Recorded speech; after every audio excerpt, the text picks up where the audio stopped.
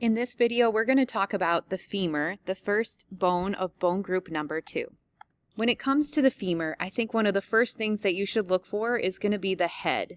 The head is always on the proximal end because it articulates with the hip bone, as you can make out in some of these smaller diagrams on your note packet. Another distinguishing feature about the head is that it always has to point medially. So kind of like we talked about with the tibia, it's always on the medial side. Use the head to always find the medial side of the femur. It points medially because it articulates with the hip, and the head has to point inward in order for that articulation to work. If it pointed laterally, that would be facing outward and it just wouldn't make that hip socket work. The head is going to be easy to distinguish because it's rounded and it's smooth. Just a heads up, we're not going to do some of the other bony markings like the neck. Just know that there are other markings on the femur. We're just simplifying our list.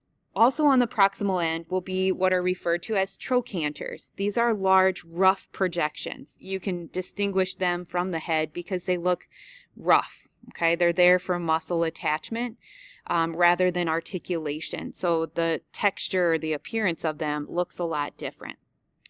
The greater trochanter will be on the lateral side, so it should be opposite of the head, and the lesser trochanter will be on the medial side.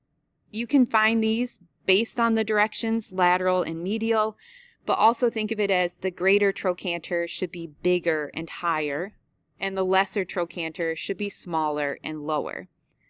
And if you're making note of purposes, both of these are for muscle attachment, so they're significantly large attachment sites because think of some of those thigh muscles. They're very large, powerful muscles. Moving down to the distal end, we're going to see condyle again, just like we saw on the tibia, and we're seeing condyle as a contact point, and it will match up with the condyles of the tibia that we just covered. So the medial condyles, you're going to want to look on the same side as the head, just traveling down to the distal end. You'll notice on this anterior view that I just kind of underlined here. The smooth feature that you see right here is technically the articular surface for the patella, the kneecap, but again, that's not something we're specifically covering.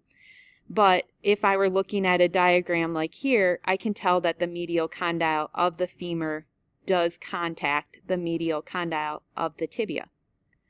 I will mark them on the posterior view. You can really see that smooth articular surface of the medial condyle on that posterior view. The lateral condyle then, you're looking technically distal to the greater trochanter.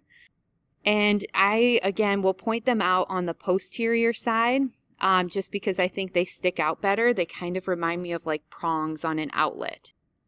New to this bone will be epicondyles. So remember, epi means upon. We've seen it with epidermis and epithelial tissues. So epi is going to be upon the condyles. Really, this just means that it's like the edges of bone. A key feature here is that it does not articulate with another bone. So these are the edges. Imagine picking up the bone with like your thumb and your forefinger and you only touch the edges of it rather than the contact points. Okay, so epi is upon. It's going to be the edges. So medial epicondyles, I would mark them on these sides or edges of the condyles. And lateral epicondyles, I'm going to mark those on the outside surface, same side as the greater trochanter. And the final marking is going to be the linea aspera. This is a posterior marking only. So this is a great indicator of where the posterior view of the femur is. It is a large, rough, not quite crest, but a large, rough area for muscle attachment. So some of your quads will be attached here. It's too deep to the muscles to be felt.